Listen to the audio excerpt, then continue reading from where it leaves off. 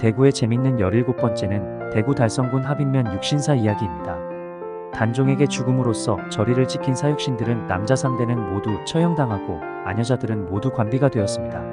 하지만 사육신 중 유일하게 친손이 살아남아 자손들이 남아있는 분이 계십니다. 그분이 바로 세조의 고문 앞에서도 세조를 상감마마라 부르지 않고 나으리라 부른 박팽년입니다. 사육신의 3대가 모두 처형당하여 멸족의 참화를 당할 무렵 박팽년의 둘째 아들 박순의 부인 성주희 씨가 임신 중이었는데 마침 그의 몸종도 임신 중이었습니다. 박팽년의 며느리는 아들을 낳고 며느리의 몸종은 딸을 낳았는데 아들은 3대가 처형당하고 그나마 아녀자들은 관비가 되어 살 수 있었기에 몸종의 자식과 바꿔치기 하여 박팽년의 손자는 몸종의 아들로 자라게 됩니다. 기적적으로 살아남은 박팽년의 손자 박비는 17세 되던 해에 자수하여 성종으로부터 죄를 사하게 되고 외가인 대구 달성군 합인면에 내려와 순천박씨 집성촌을 이루어 오늘날까지 살게 되었습니다. 박팽년의 현손 박계창이 고조부 박팽년의 제삿날에 꿈을 꾸었는데 꿈속에 사육신 중 박팽년을 제외한 성산문 하위지 유성원, 이계, 유흥부의 홀령이 사당 밖에서 몸을 덜덜 떨며 부러운 듯 제사상을 바라보고 있었다고 합니다. 이에 직계자손 없이 멸문지화를 당한 것을 안타까이 여겨서 나머지 5분의 제사도 같이 모시기 위해 합인사를 세워 사육신을 함께 배양하며 서원 역할을 하고 있었습니다. 그러다가 대원군의 서원 철폐령으로 폐쇄되었다가 박정희 대통령에 의해 육신사로 지금까지 남아있게 되었습니다. 대구의 재밌는 18번째는 모화당 김충선과 녹동서원 이야기입니다. 대구시 달성군 우롱리에는 김충선 장군을 기리기 위한 녹동서원이 있고 서원 뒤편의 산에는 그의 묘소가 있습니다. 임진왜란 때 조선에 침공해온 일본군 중 침략전쟁의 무모함과 명분 없음에 회의를 느낀 자들이 부산 상륙 후 조선군에 투항하여 일본군을 상대로 싸웠는데 이들을 통칭하여 항회라고 합니다. 사야가는 일본의 조선 침공군 제2군을 이끈 가토 기요마사의 선봉장으로 임진왜란 개전 초기인 1592년 4월 22세의 나이에 조선에 귀순한 항해입니다. 귀순 후 조선군을 돕던 그는 조선의 무기가 불완전함을 통감하게 되었습니다. 이순신 장군과도 서신을 주고받으면서 조총 제작 및 화약 제조에 관해 의견을 교환했습니다. 이순신은 사야가에게 조총과 화포, 화약 제조법을 조선군에 전수할 것과 사야가의 항해 부하인 김계수를 자신의 진영으로 보내달라고 했고 사야가는 금명을 받아 김계수를 보냈습니다. 이렇게 사야가는 조총 제작 기술을 가진 항해 부하들을 조선군 진영에 보내 조총 사용 기술을 전수하는 데 힘썼습니다. 조선 지상군이 패전을 거듭하고 있는 가운데 수군을 지휘하는 이순신 등과 연락하며 조총 제작 기술을 보급하여 전쟁 상황을 반전시키는데 기여한 사야가는 그 공로로 1593년 4월 선조 임금으로부터 벼슬과 함께 사성 김해 김씨 김충선이라는 성과 이름을 하사받게 됩니다. 사성이란 왕으로부터 성을 하사받았다는 뜻이며 원래부터 있던 김해 김씨와는 다른 성씨입니다. 후손들이 대구광역시 달성군 가창면 우롱리에 집성촌을 이루고 있으며 우록김씨라고도 불립니다. 대구의 재밌는 19번째는 도깨비 징검다리 해랑교 이야기입니다. 대구시 다사읍 박곡리와 방천리를 잇는 금호강에는 옛날부터 돌로 놓은 징검다리가 하나 있었습니다. 지금 이곳에는 징검다리 대신 현대식 공법의 콘크리트 다리가 놓여 있으며 해랑교라는 이름이 붙어 있습니다. 예전에 이 징검다리는 도깨비들이 사흘밤 동안 놓았다고 전해집니다. 이 다리는 도깨비가 놓아서 그런지 아무리 심한 홍수가 나도 떠내려가지 않았다고도 합니다. 이 징검다리는 옛날 영남 사람들이 서울로 가는 길목이라 많은 선비가 왕래했을 뿐만 아니라 동네 사람들도 대구의 큰 시장을 오갈 때마다 지나다니며 고마움을 느끼고 살았습니다. 해랑교에 대한 이야기는 지금까지도 아름다운 전설로 전해지고 있습니다. 또 다른 이야기로 옛날 부산에서 낙동강 상류까지 배가 왕래하던 시절 많은 배가 물건을 싣고 이곳에 도착해 쉬어가곤 했습니다. 지금도 이곳은 여진이라고 불립니다. 나루터가 생겨나니 자연 사람들도 많이 모이게 되고 장터도 형성됐습니다. 어느 날 부산에서 오는 소금배가 여진에 당도하게 됐습니다. 그 배에서 한 여인이 여자아이의 손을 잡고 내렸습니다. 그 여인의 옷매무새는 초라하고 세찬 풍상에 시달려 보였으나 얼굴은 남들에게 빠지지 않을 만큼 미인이었습니다. 그 여인은 남편을 잃고 무남동녀 어린 자식을 데리고 의지할 곳 하나 없이 헤매다가 마침내 여진으로 오게 된 것이었습니다. 얼마 되지 않아 그 여인은 여진나루에 주막을 차리게 됐고 동네 사람들은 그 여인을 해랑어미라고 불렀습니다. 그녀의 어린 딸 이름이 해랑이었기 때문입니다. 해랑어미는 장사에도 열심이었고 동네에서도 인심을 얻게 되었습니다. 젊은 나이에 외롭게 지내기가 쉽진 않았지만 동네 호라비들의 청혼도 거절하고 오로지 해랑이를 키우는 데만 정성을 쏟았습니다. 지성이면 감천인지 해랑이는 점점 예뻐지고 마음씨도 착하게 커갔습니다. 해랑 모녀가 이곳에 온 지도 어언 10년이 돼갔습니다. 해랑 어미는 돈을 벌어 강 건너에 수마지기의 땅을 사서 농사를 짓기 시작했고 딸 해랑을 혼인시켜 드릴 사위를 얻었습니다. 사위까지 본 해랑 어미는 농사 짓는 데만 전념을 했습니다. 하루는 연장을 들고 강을 건너가다가 건넌 마을에 사는 부지런한 어떤 호라비를 보게 됐습니다. 그러자 문득 자기 신세에 대한 외로움이 묻어났습니다. 그 이후로 논에 갈 때마다 서로 마주치게 되고 둘은 마음을 주고받는 사이까지 발전했습니다. 그때부터 해랑 어미의 표정이 예전보다 훨씬 밝아졌고 둘은 남의 눈을 피해주러 밤에 만나는 횟수가 많아졌습니다. 해랑과 그의 남편은 어머니의 밤 외출이 잦아지자 걱정이 됐습니다. 어느 날 어머니의 뒤를 밟아 결국 모든 연유를 알게 됐습니다. 해랑과 남편은 의논 끝에 그냥 모른 척하자고 다짐했습니다. 하지만 매일 밤 그것도 차가운 물에 발을 담그고 강을 건너다니는 어머니가 걱정되고 마음이 아팠습니다. 그래서 해랑과 남편은 동네 사람들 몰래 다리를 놓기 시작했습니다. 밤마다 어머니가 건너가고 난 후 몰래 강가에 가서 밤이 새는 줄 모르고 돌을 들어다 놓고 쌓았습니다. 그런 노력으로 며칠 만에 훌륭한 징검다리가 완공됐고 아무것도 모르는 해랑 어미는 매일 그 징검다리를 밟고 쉽게 오가면서 호라비를 만날 수 있었습니다. 마침내 해랑 어미와 호라비는 자식의 축복 속에 재혼을 하게 되었습니다. 동네 사람들은 며칠 밤사이 완공되어 홍수에도 떠내려가지 않는 이 징검다리를 누가 쌓았는지 몰라서 도깨비 다리라고 불렀습니다. 나중에 가서야 해랑 부부가 어머니를 위해 놓았다는 소문이 퍼지면서 동네 사람들은 이 다리를 효행다리라고도 불렀습니다. 대구의 재밌는 20번째 이야기입니다. 옛날 옛적에 한 장군이 마을 뒷산에 올라가 건너편의 바위를 향해 활을 쏘고 말에게 말하기를 화살보다 늦게 도착하면 죽음을 면하지 못할 것이라고 했습니다. 말은 죽을 힘을 다해 뛰었지만 화살을 어찌 따라잡을 수 있으랴. 그만 장군에게 죽임을 당하고 말았는데 이를 본 마을 사람들이 죽은 말이 불쌍하여 이곳에 정자를 세우고 죽은 말을 위로하였다는 이야기가 전해 내려오는 마음씨 좋은 마을이 바로 마비정입니다. 비슬산에서 흘러내려온 한 가닥의 능선이 대구의 압산공원까지 이어집니다. 그 능선에 푹 꺼진 곳에 고개를 만드니 청도와 가창 지역 주민들이 한양이나 장날 화원장터를 가기 위해 마비정 마을을 거쳐 가야만 했었습니다. 험한 산을 넘어온 터라 사람이나 말도 많이 지쳐 있어 이곳 정자에서 쉬며 타고 온 말에게도 물을 먹이고 휴식을 시켰습니다. 그러면 말은 다시 기력을 회복하여 쏜살같이 빨리 달렸다고 해서 마비정으로 유래되었다는 이야기도 있습니다. 최근 녹색농촌 체험마을 사업을 통한 벽화마을로 탈바꿈해 대구는 물론 전국적인 관광명소로 부각되고 있습니다. 마을 전체가 6, 70년대의 정겨운 농촌의 풍경을 토담과 벽담을 활용하여 벽화로 꾸며져 있으며 국내 유일의 열리목, 열리지 사랑나무와 국내 최고령 온나무, 대나무 터널길, 이팝나무 터널길 등 자연과 호흡하며 벽화를 감상할 수 있는 곳입니다. 대구의 재밌는 21번째 이야기입니다. 대구에서 경산으로 가는 길목에 만촌동 형제봉 기슭에 모명제가 있습니다. 모명제는 임진왜란 때 조선의 원병으로 왔던 명나라 장수 복야공 두사충의 후손들이 그의 덕과 뜻을 기리기 위해 1912년에 건립한 제실입니다. 두사충을 포함하여 임진왜란 때 조선에 귀화한 5인의 선조를 기리고 있습니다. 두사충의 후는 모명으로 중국 두릉이 고향입니다.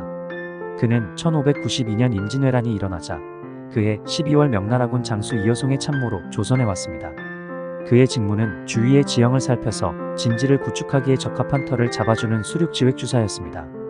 풍수전략가인 그는 1592년 임진년에는 수륙지획주사로 또 1597년 정유년에는 비장이라는 각기 다른 직함을 가지고 전란에 참여했습니다. 그는 주로 병영터를 고르고 군진을 전개할 때 조언하는 임무를 수행했으며 명나라군이 조선군과 합동작전을 할 때에도 조선 측과 전략 전술상 긴밀한 협의를 했습니다. 두사충은 앞산 대덕산에서 단을 차려놓고 고향 명나라가 그리워 제를 올리곤 하였습니다. 그리고 그 일대를 큰 명나라라 하여 대구 남구 대명동의 지명이 유래되었습니다. 대구의 재밌는 22번째 이야기입니다. 대구 수성구 황청동을 아십니까? 몇십 년 전 이곳은 척박한 산과 들이었습니다. 또 고개 하나를 넘으면 법물동 공동묘지가 있었습니다.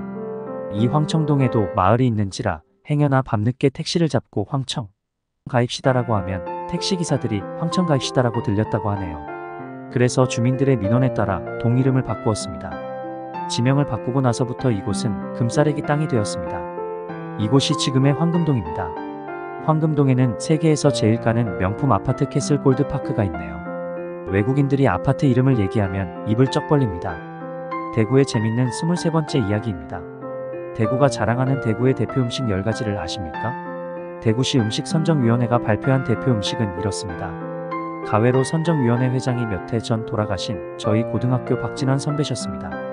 음식에 관해선 대구에서 타이추종을 불허하던 분이셨습니다. 대구 신민은 교동 따로 국밥, 보거불고기, 뭉티기, 동인동 찜갈비, 누른국수, 납작만두, 안지랑 곱창 막창, 야끼우동, 반고개 무침에 논매기 매운탕 이상 10가지인데 아마 11가지를 선정한다면 평화시장 닭똥집도 들어가지 않았을까요?